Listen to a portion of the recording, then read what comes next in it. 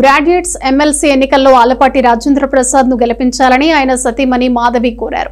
తెనాలిలోని పలు విద్యాసంస్థల్లో ఎన్నికల ప్రచారం నిర్వహించారు.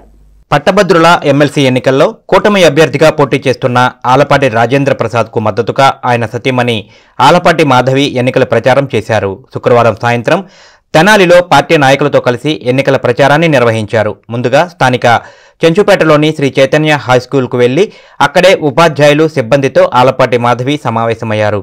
ఈ నెల 27వ తేదీ జరగనున్న ఎమ్మెల్సీ ఎన్నికల్లో ఆలపాటి రాజేంద్ర ప్రసాద్కు ఓటు వేయాలని కోరారు. ఆలపాటి అందరికీ కుటుంబ సభ్యుడిగా ఉన్నారని, ఇక్కడ ప్రాంతానికి ప్రజలకు సేవ చేశారని చెప్పారు. కూటమి కారణంగా ఇక్కడ సీటు త్యాగం చేయాల్సి వచ్చిందని, ఇప్పుడు మళ్లీ చంద్రబాబు నాయుడు దయ వల్ల ఎమ్మెల్సీగా ఆయనకు పోటీ చేసే అవకాశం వచ్చిందని చెప్పారు. గ్రాడ్యుయేట్స్ అందరూ ఆలపాటికి మద్దతుగా నిలవాలని మాధవి కోరారు. ఈ సమావేశంలో శ్రీ చైతన్య హైస్కూల్ ప్రిన్సిపాల్ మాధురితో పాటు స్కూల్ ఉపాధ్యాయులు సిబ్బంది పాల్గొన్నారు. అనంతరం అక్కడి నుండి రైల్వే స్టేషన్ రోడ్డులోని ఎన్ఆర్ఐ కాలేజీకి వెళ్లి అక్కడ ప్రచారం చేశారు. కళాశాల అధ్యాపకులు సిబ్బందితో సమావేశం నిర్వహించారు. ఆలపాటికి ఓటు వేసి గెలిపించాలని కోరారు. ప్రచారంలో మాధవితో పాటు పలువురు నాయకులు పాల్గొన్నారు.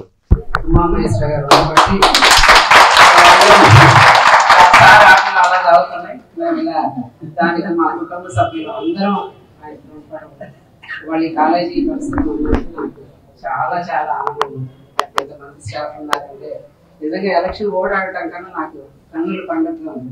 ఉమ్మగారు ఎప్పుడు పిలవలాను ఏ ప్రోగ్రామ్ కూడా రమ్మని చాలా అసంతృప్తిగా ఉన్నారు మేడం. రాజా గారు రాలేదని చాలా సంతోషం అండి మీ అందరినీ చూస్తున్నందుకు.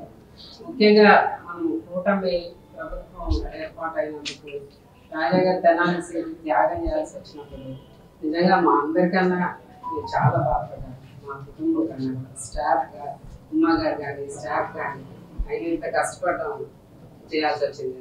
దానికి ఇదిగా చంద్రబాబు నాయుడు గారు కూటమి ప్రభుత్వం రాజా గారు 2 జిల్లాల్లో ఓటు చేయించుకునేలాగా, మనకు 2 జిల్లాలు అంటే 33 నియోజకవర్గాలు ఆయన ఓటు చేసే అవకాశం ఇచ్చారు. దానికి మనందరం చాలా గర్వపడుతున్నాం. మనమందరం ఈ అవకాశాన్ని వినియోగించుకొని ఆయనకు మనం ఇంకా భారీ మెజారిటీ తెప్పించి ఆయన ఇదేంటో మనం చూపించాలి తప్పకుండా. అలాగే నేను వేమూరు కానీ జనాలు ఫోన్ చేస్తూ ఉంటే ఓటర్స్కి వాళ్ళు ముఖ్యంగా వేమూరు ఓట్లు ఉన్న వాళ్ళకి కాల్ చేస్తా అంటే మేము హైదరాబాద్లో ఉన్నాం, మేము బెంగళూరులో ఉన్నాం, మేము రిజర్వేషన్ చేయించుకున్నాం. రాజా గారు మా చిన్నప్పుడు మా ఇంటికి వచ్చేవారు, మా నాన్నగారికి బాగా తెలుసు. మా ఇంటికి వచ్చి కాసేపు కూర్చునేవారు, మా పెళ్ళికి వచ్చారు, మా ఇంట్లో కుటుంబ సభ్యులుగా ఉన్నారు. ఇవన్నీ ఏంటంటే నాకు నిజంగా నేను ఇంట్లో సతాయించే మనిషి, నేను ఇంత అభిమానం జనాలి వేమూరు ప్రజల్లో ఎంత అభిమానం పంచుకున్నారు. ఎందుకంటే మా ఇంట్లో కన్నా ఇక్కడ ఎక్కువ స్పెండ్ చేశారు, తెనాల్లో కానీ వేమూరులో కానీ. దానికి నాకు చాలా ఆనందంగా ఉంది. మీరందరూ అంటే మండలి గురించి, ఓటు వేసే విధానం గురించి సారు వందన గారు మీకు ఎక్స్ప్లెయిన్ చేశారు. నేను మీ కుటుంబ సభ్యురాలు కదా, ఎన్ఆర్ఐ కుటుంబ సభ్యురాలు కదా, మీరందరినీ రిక్వెస్ట్ సార్ తరఫున నేను వచ్చాననుకోండి, రిక్వెస్ట్ అనుకోండి, నేను తప్పకుండా భారీ మెజార్టీలో అందరికీ చుట్టుపక్కల చెప్పి మన సార్ గెలవాలండి. గ్రాడ్యుయేట్ ఎలక్షన్లో ఎమ్మెల్సీగా నిలబడి ఉన్నారు కాబట్టి మనందరం కూడా గ్రాడ్యుయేట్స్ కాబట్టి మనందరికీ ఓటు హక్కు ఉంది కాబట్టి మనందరం కూడా మనసారైనటువంటి మన అందరి హృదయాన్ని గెలుచుకున్న వ్యక్తిగా, ప్రత్యేకించి తెనాలి నియోజకవర్గం యొక్క ప్రజల్ని హృదయాలు గెలిచిన వ్యక్తిగా, ప్రజానాయకుడిగా, ప్రజల్లో మనిషిగా, నిరంతరం ప్రజల కోసం ఆలోచించేటటువంటి వ్యక్తిగా, మరి ప్రజల కోసం కుటుంబాన్ని, విద్యా సంస్థలను కూడా 2nd ర్యాంకు 3rd ర్యాంక్ ఇస్తాడేమో కానీ రాజకీయాలకు మాత్రం ఎప్పుడు కూడా ఆయన 1st ర్యాంక్. ఎందుకంటే అంత ప్రయారిటీ ఇచ్చేటటువంటి వ్యక్తిగా నేను గత 15 సంవత్సరాలుగా సార్తోనే ఉన్నాను, సార్తోనే నడుస్తున్నాను. మరి దగ్గరుండి చూసినటువంటి వ్యక్తిగా మరి మన అందరం కూడా మరి ఈరోజు సపోర్ట్ చేయాల్సినటువంటి సందర్భం వచ్చింది. కాబట్టి గ్రాడ్యుయేట్స్గా మనకున్నటువంటి దగ్గర జూనియర్ కాలేజీలో కావచ్చు, అలానే ఇండియన్ స్ప్రింగ్స్ స్కూల్లో కావచ్చు, మరి ఎన్ఆర్ఐ డిగ్రీ కాలేజీలో కావచ్చు, సుమారుగా 350 మంది ఎంప్లాయీస్ ఈరోజు ఎన్ఆర్ఐ విద్యా సంస్థల్లో ఉన్నాం.